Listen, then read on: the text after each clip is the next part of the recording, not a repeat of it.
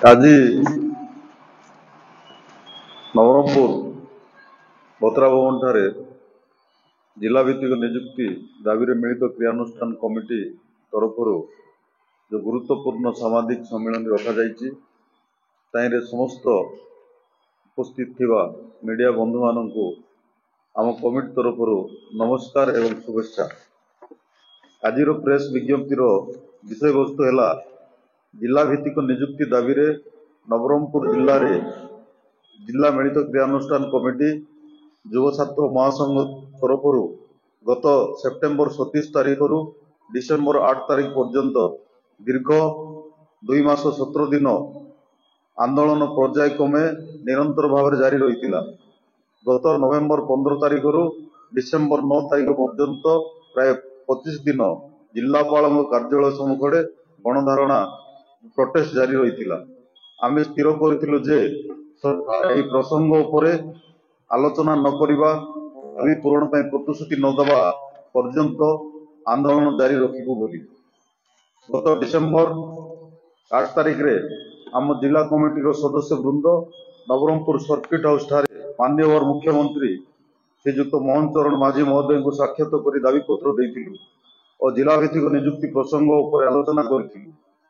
ଜିଲ୍ଲା ଭିତ୍ତିକ ନିଯୁକ୍ତି ପ୍ରସଙ୍ଗକୁ ଗୁରୁତ୍ୱର ସହିତ ବିଚାରକୁ ନେଇଥିଲେ ଓ ଦାବି ପୂରଣ ପାଇଁ ପ୍ରତିଶ୍ରୁତି ଦେଇଥିଲେ। ନବରଙ୍ଗପୁର ମଣ୍ଡେଇ ମଞ୍ଚରେ ମଧ୍ୟ ସେଦିନ ମୁଖ୍ୟମନ୍ତ୍ରୀ ତାଙ୍କର ଅଭିଭାଷଣରେ ଜିଲ୍ଲା ଭିତ୍ତିକ ନିଯୁକ୍ତି ଉପରେ ତାଙ୍କର ଆଭିମୁଖ୍ୟ ସ୍ପଷ୍ଟ କରିଥିଲେ ଓ ସରକାର ଜିଲ୍ଲା ଭିତ୍ତିକ ନିଯୁକ୍ତି ପ୍ରକ୍ରିୟା କରିବା ପାଇଁ ପ୍ରତିଶ୍ରୁତି ଦେଇଥିଲେ। ମୁଖ୍ୟମନ୍ତ୍ରୀଙ୍କ ଠାରୁ ଆମେ ପ୍ରତିଶ୍ରୁତି ପାଇଲା ପରେ ଆମ ଜିଲ୍ଲା କ୍ରିୟାନୁଷ୍ଠାନ କମିଟି ଯୁବ ଛାତ୍ର ମହାସଂଘ ତରଫରୁ ଦୀର୍ଘ ଦିନର ଆନ୍ଦୋଳନକୁ ବର୍ତ୍ତମାନ ସମୟରେ ସ୍ଥଗିତ ରଖିବା ପାଇଁ ନିଷ୍ପତ୍ତି ନେଲୁ। କିନ୍ତୁ ବାହାର ଜିଲ୍ଲାରୁ ନୂତନ ଭାବେ ଜଏନ୍ କରିଥିବା ଜୁନିୟର ଟିଚର ମାନଙ୍କୁ ଗ୍ରାମବାସୀ, ଅଭିଭାବକ ଓ ସ୍କୁଲ କମିଟି ଦ୍ୱାରା ବିରୋଧ ଜାରି ରହିବ। ସରକାର ପାଖରେ ଆମର ନିବେଦନ ରହିବ ଯେ ଜିଲ୍ଲା ଭିତ୍ତିକ ନିଯୁକ୍ତି ପ୍ରକ୍ରିୟା କାର୍ଯ୍ୟକାରୀ ନ ହେବା ପର୍ଯ୍ୟନ୍ତ ଆମ ଅବିଭକ୍ତ କୋରାପୁଟ ଜିଲ୍ଲାରେ ଆଗାମୀ ଦିନରେ ଯେଉଁ ଗ୍ରୁପ ସି ଏବଂ ଗ୍ରୁପ ଡି ଶ୍ରେଣୀ ସରକାର ଚାକିରି ଗଭର୍ଣ୍ଣମେଣ୍ଟ ରିକ୍ରୁଟମେଣ୍ଟ ଯୋଉଟା ପ୍ରକ୍ରିୟା ବନ୍ଦ ରଖାଯାଉ। ମୁଖ୍ୟମନ୍ତ୍ରୀ ଆମ ନବରଙ୍ଗପୁର ମାଟିରେ ଆସି ଆମ ଜିଲ୍ଲାର ଶିକ୍ଷିତ ଯୁବକ ଯୁବତୀ ମାନଙ୍କ ପାଇଁ ଜିଲ୍ଲା ଭିତ୍ତିକ ନିଯୁକ୍ତି ଲାଗୁ କରିବା ସମ୍ବନ୍ଧରେ ନିଜର ଆଭିମୁଖ୍ୟ ରଖିଥିବାରୁ ଓ ଆମର ଦାବିକୁ ସହୃଦୟ ସହିତ ବିଚାର କରିଥିବାରୁ ଆମେ ତାଙ୍କୁ ଅଶେଷ ଅଶେଷ ଧନ୍ୟବାଦ ଜ୍ଞାପନ କରୁଛୁ ଓ ଜିଲ୍ଲାବାସୀ ସରକାର ପାଖରେ ଦୃଢ଼ତାର ସହିତ ଆଶା ଓ ବିଶ୍ୱାସ ରଖୁଛୁ ଯେ ତାଙ୍କର ପ୍ରତିଶ୍ରୁତି ପାଳନ କରିବୁ।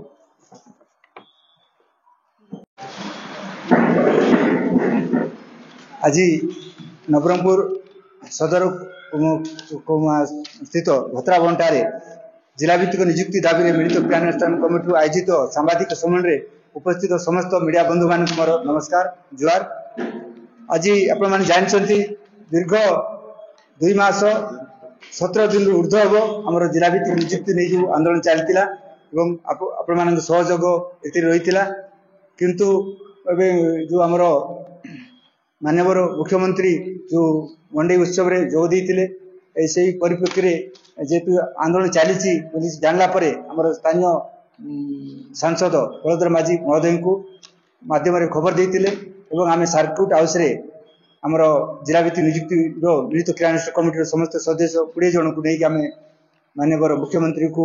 ସାକ୍ଷାତ କରିଥିଲୁ ଏବଂ ଦାବିପତ୍ର ଦେଇଥିଲୁ ଏବଂ ଆଲୋଚନା କରାଯାଇଥିଲା ଏବଂ ସେହି ଆଲୋଚନା ମାଧ୍ୟମରେ ମୁଖ୍ୟମନ୍ତ୍ରୀ ପ୍ରତିଶ୍ରୁତି ଦେଇଥିଲେ ଯେ ନିଶ୍ଚୟ ଜିଲ୍ଲାଭିତ୍ତିକ କରାଯିବ ଏବଂ ମୁଁ ନିଶ୍ଚୟ ଗଣ୍ଡି ମାଧ୍ୟମରେ ଘୋଷଣା କରି କହିଥିଲେ। ଆଉ ଯେଉଁ ଆଗରୁ ଆମେ ଗତ 30/6/2024ରେ ମଧ୍ୟ ଆମେ ଦକ୍ଷିଣ ଓଡ଼ିଶା ଆଦିବାସୀ ମହାସଂଘ ତରଫରୁ ବୁନ୍ଦିଜେ ଦେଇକି ଯେଉଁ ଆମର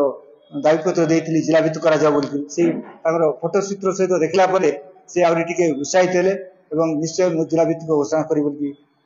କହିଥିଲେ ଏବଂ ଆପଣମାନଙ୍କର ସମ୍ମୁଖରେ ମଣ୍ଡେଇ ମାଧ୍ୟମରେ ଯେ ଯେଉଁଭଳି ଭାବରେ ଘୋଷଣା କଲେ ଜିଲ୍ଲାଭିତ୍ତିକ କରାଯିବ ବୋଲିକି ସେଥିପାଇଁ ଆମେ ମାନ୍ୟବର ମୁଖ୍ୟମନ୍ତ୍ରୀଙ୍କୁ ଧନ୍ୟବାଦ ଦେଉଛୁ ଏବଂ ଆମେ ଆଶା କରୁଛୁ ଯେ ନିଶ୍ଚୟ এই ଆସନ୍ତା ବିଧାନସଭା ଭିତରେ କେମିତି ଜିଲ୍ଲାଭିତ୍ତିକ କଥା ଉଠିବ ଏବଂ এই ବିଲ୍ରେ ପାରିତ ହେବ ଏହା ଆମେ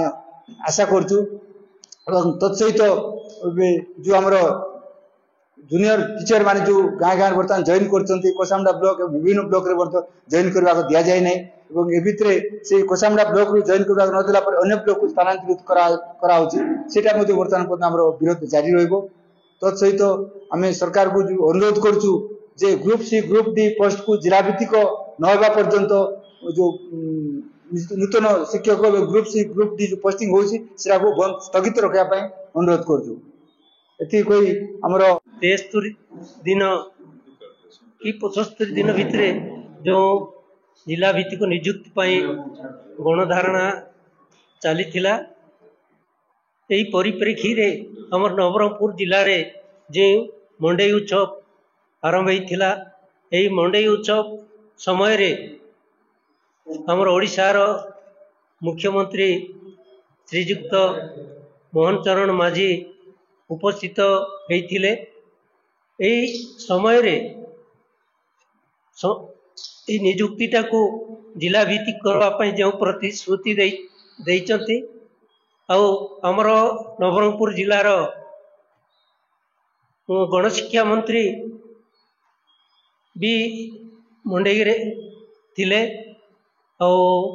एथि पूर्वर बहुत दुखर विषय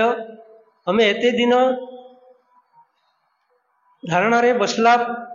बादे मध्य आमर गणशिक्षा मंत्री दिने भी आमर समवेदना जणै नथिबार हमको बहुत दुखित आ मुख्यमंत्री जो नियुक्ति पाई प्रतिश्रुति देइचंती से प्रति पालन करिवे बोली आशा लागुची एई आशा यदि आगामी दिन रे पूर्ण न हुए ताहेले हमर संग्राम आगामी दिन पाई भी जारी रहिबो। प्रथम आज सामाजिक सम्मेलन कार्यक्रम रे उपस्थित थिबा समस्त सामाजिक बंधु माननकु अभिनंदन जनाऊँ जे आपण माने आज सामाजिक सम्मेलन अधिक संख्यार उपस्थित अछंती आमर जो जिला भित्तिक नियुक्ति दाबी रे मिलित क्रियानुष्ठान कमिटी पक्षरु जो आमर जिला युव छात्र महासंघ पक्षरु जो आंदोलन दीर्घ 2 मास 17 दिन जो चली थिला एटा 2 मास 17 दिन तो आखि दृश्य जहां आपण मा देखचंती किंतु एटा 2014 रु आंदोलन जोड़ा चली थिला धीरे धीरे धीरे धीरे आ गोटे बड़ उग्र रूप नेला जोटा कि वर्तमान परिस्थिति रे आ 2014 रु वर्तमान सुधा जो माने मध्य ए आंदोलन रे जोग देथिले आंदोलन को मजबूत करचंती गांव स्तर रो पंचायत स्तर रो ब्लॉक स्तर रो जिला स्तर रे आ से आंदोलन रो से एकतार आ संगठन रो प्रभाव जे आज मुख्यमंत्री भुवनेश्वर आसिकी नवरंगपुर रो मंच उपरे गोटे मंडई बोली मंच उपरे आसिकी से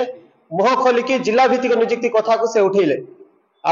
एटा गोटे आमे 2 मास 17 दिन आंदोलन नुहे एटा 2014 रु आरंभ करी वर्तमान सुधा जोटा जिला भितर जो एकता देखा गला आ एकतार प्रभाव सेठी पड़ला जे बाध्य गरे मुख्यमंत्री आसी कहया पई आ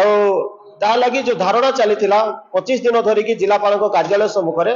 आ से धारणा को आमे मुख्यमंत्री प्रतिश्रुति को आमे सम्मान जणाई करी आमे धारणा को स्थगित रखिछु किंतु आंदोलन बा लड़ाई जारी रहिबो जो पर्यंत जिला भित्तिक नियुक्ति दाबी आमर विधानसभा कैबिनेट माध्यम पास हम ना गोटे आईन रे परिणत करके कार्यकारी हम ना से पर्यंत आमर जो लड़ाई आमर आंदोलन जारी रहिबो ता सहित आमर जो group C group D job मध्य जोटा बाहरवा कथा सेटा को मध्य आमे आमर आज प्रेस माध्यम रे दाबीपत्र माध्यम जणाइछु जो पर्यंत जिला भित्तिक नियुक्ति दाबी पूरण हम ना से पर्यंत group C group D job जोटा अछि सेही पदवी अभिव्यक्त कोरापुट जिले में बंद करा जाऊ बोलिकी आ यथाशीघ्र एटा कार्यकारी करा जाऊ मुख्यमंत्री को बहुत बहुत धन्यवाद दउछु ता सहित हमर